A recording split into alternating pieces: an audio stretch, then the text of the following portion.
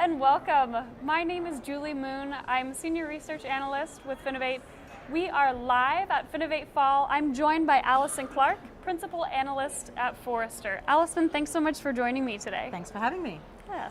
So today in the Analyst All-Star session in which you participated, you talked about Forrester's Customer Experience Index and the importance of customer experience in driving revenue. What are the three components to quality in customer experience, and why is customer experience so important? Yeah, absolutely. So about 10 years ago, Forrester developed its Customer Experience Index to really measure how successfully companies can use experiences to create and sustain loyalty for their customers. And through that research and other research we've done, we've identified three key elements of great customer experience. We call them the three E's, which is ease, effectiveness, and emotion. So ease is, well, that's simple. It's how easy is it to do something. Effectiveness is, well, can I actually get it done? And emotion is, well, how do I feel about the experience? And we look at different components of that and how that maps into revenue. And in particular loyalty, and three different elements of loyalty. So how does it tap into retention, enrichment, and also advocacy? And at the end of the day, the reason why it's important is revenue, because we know that those financial services companies, or actually those companies in any industry that excel at customer experience, they're actually driving revenue at a much faster rate than their peers. Great. So you mentioned emotion as one of those three E's, and I think that may come a little bit unexpected to people, especially as bankers who don't necessarily think as emotional people. What role does emotion play in customer experience, specifically in financial services? Yeah, it plays a huge role. So when we look at what in financial services and what will really drive better experiences and more revenue, in a nutshell, we find that it's in the area of emotion, how customers feel about the experience. And part of this is because financial service firms, be they banks, investment firms, brokerage, insurers, or even credit card issuers, they all do really well at ease and effectiveness. And that makes sense, right? Because they're investing in technology, like mobile apps and things like that to help customers kind of do things really quickly and easily and get stuff done. What's missing though now, that's kind of table stakes. So what's missing is the emotional element. And so we find that financial service firms are consistently lagging on driving experiences that create great positive emotional connections. And as I said, our research shows us that these connections will drive revenue. So that's why it's really important. Great. Yeah. So a positive customer experience isn't necessarily about making customers happy, which again is kind of counterintuitive. Tell us about some of the emotional keys banks need to tap into to create a better customer experience. Yeah, it's interesting. A lot of people think that it really is about I just need to make my customers happy. And we do actually look at that. We look at a whole bunch of emotions to try and figure out what really does drive and improve the experience for customers and their perception of that experience, and of course their loyalty. And in financial services, it comes down to feeling appreciated, feeling respected, feeling valued, and feeling confident. They're the key emotions to really improving customer experience and revenue growth. Great. So a lot of things, in the fintech industry right now, omni-channel is very hot, obviously trying to reach customers throughout all the different channels available, which are kind of ever increasing in this day and age. What are some of the best channels banks can use to provide a customer experience that drives a positive emotion? Yeah, so I think, first of all, it can be done through I prefer to use the word touch point to channel, because I don't know that customers think in terms of channel. Nobody ever walked into a Target or a Walgreens and went, oh my God, what a great omni-channel experience, right? We just want to get stuff done. So, when it comes to financial services and we think about how to drive those great positive emotions, I guess think of it in terms of maybe digital touch points and human touch points. Human touch points and that human connection is definitely the fastest way and the easiest way to drive a positive emotional connection. In fact, those customers that have had an emotionally positive connection and feel great about their bank have usually had those human-to-human interactions. But I think that you can still drive these emotions through digital touch points. There are many tools and technologies and things that you can implement to help drive that. So for example, things that I mentioned this morning around customer outcome orchestration. So by that, what I mean is really focusing on what a customer's intent is, using that to serve them up the right digital content, specific functionality, and even digital experiences end to end that are focused on driving a customer outcome instead of pushing a product, right? So it's very different. We quite often see financial services firms go straight in and push the product. I call it the do you want fries with that approach. They continue to push and push and push, and that doesn't drive an emotional connection at all. It might do if you're in the market, but what drives emotional connections is actually helping people.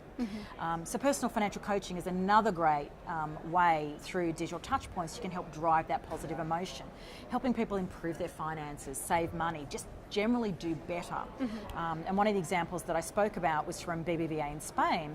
They use AI to generate personalised recommendations for customers based on spending patterns, what they know about your goals, what you're looking to do, and they give you like a financial health score, then they give you some personalised recommendations. And the interesting thing about that tool, that digital tool, is it launched in 2017, and within the first 3 weeks, 500,000 customers have signed up, which to me indicates that customers really are craving this from their financial institutions. They're not getting it a lot of the time. We see that.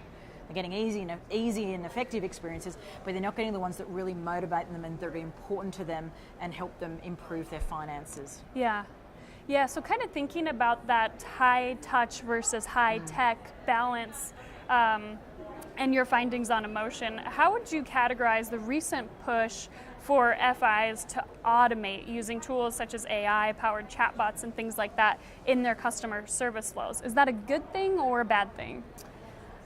Depending on how it's executed is probably my short answer. And the reason for that is it's interesting. We see a lot of financial services firms introducing chatbots direct to customers, and the motivator most of the time is to drive down costs, to stop people calling the call centre. Although a lot of them justify it as, it makes it easier for them. But in reality, it really is about driving down cost. We don't think that technology is really ready for the end customer at this stage. And part of the reason why it's not ready is because a lot of financial services firms just don't have the data and insights needed behind it. It takes a lot to train these AI engines and to really create those great experiences. And we're just not there yet. But there's a very, very good use case for AI and chatbots behind the scenes. So, for example, as a whisper agent for somebody in the contact centre. So, the idea is that the technology is listening to the conversation that the agent is having with the customer and listening to all of them. So it's learning over time what's going on and what a good answer is, and perhaps how to, try and drive the customer to conversion or really create that emotional engagement. And a really good kind of whisper agent will then, by using speech analytics, AI, and predictive analytics, they will actually curate insights and information for the contact centre agent. So they're not whispering in their ear, even though it's called a whisper agent. It'll come up on screen. And the idea is that helps the agent really then use that to create a far better emotional connection and more personalised experience with the customer. So I think there's a really great use case for AI and chatbots, but I think at the moment that best use case is behind the scenes to digitally empower the person, be it in the branch or the contact centre, that's actually serving the customer.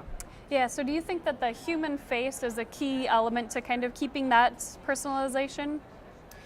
You can do personalisation digitally and you can do it through the human element. I think both need technology and both need human woven in. It's interesting. We recently, started to do some research into personalisation in financial services, and we found that time and time again, it's not necessarily about having human contact versus digital contact. It's more about the way it's approached. What we found is that most financial services firms we spoke to say, yes, we're personalising. But you know what they're doing? They're personalising product offers. Oh, yeah. Which, that's not personalisation on a customer's terms. That's personalisation on the bank's terms, right? So, what's really important is putting that customer first, having deep empathy, thinking about the customer, what's important to them, and how do you drive a strong emotional connection, and kind of offering them products, constantly is not going to drive an emotional connection. Yeah. It's about engaging them, adding value, like the personal financial coaching or experiences that orchestrate and focus on outcomes rather than product push. That's what is really the best way to drive personalization and also the best way to drive that emotional engagement. Yeah, definitely. Okay. Well, we have time for one more question here. Okay. So to wrap us up, why do you think banks have such a hard time integrating the emotional element into the customer experience? In a word, I'd say culture. The culture is broken in most financial services firms. I hate to say it. And the reason is that just look at the results from the Customer Experience Index. They're doing really well at ease and effectiveness, and that makes sense. But a lot of that and a lot of digital technology and innovation has been about driving costs out of the business. Closing branches, getting rid of headcount, stopping people calling a contact centre, and moving away to purely digital experiences. And the argument is often, but that's how customers want to interact. Well, customers want to interact that way because they're not necessarily getting great experiences when they interact with a human. So the culture ends up being broken. The culture is broken because there's this lack of deep empathy for customers. You hear it sometimes from the top and executives, and people say we really are focused on the customer. It really is about, they're at the centre of everything we do and we want to make life better. And that's fine, that's great rhetoric at the top, but the rhetoric does not match the metrics, right? What we see is we see KPIs that are largely focused on sales and costs and things like that. Yeah. And even if you get to the point where you do remove the KPIs, quite often we still see broken cultures. Why? Because the behaviours and values, because that's what culture is. Culture is behaviours and values. And the behaviours and values that are rewarded and talked about and acknowledged internally, like company meetings and things. Hey, look at Bob, he's a great salesperson. Hey, didn't we do great on these revenue numbers? By acknowledging and rewarding that, then you're creating these behavioural elements which are disconnected from the customer and what's important to them, and moves people further away from having that real deep empathy for the customer. Yeah, that makes sense. Great. Well, Alyson, thank you so much for joining us. I'm Julie Moon. Again, thank you for joining us at FinovteFall 2018. Thank you.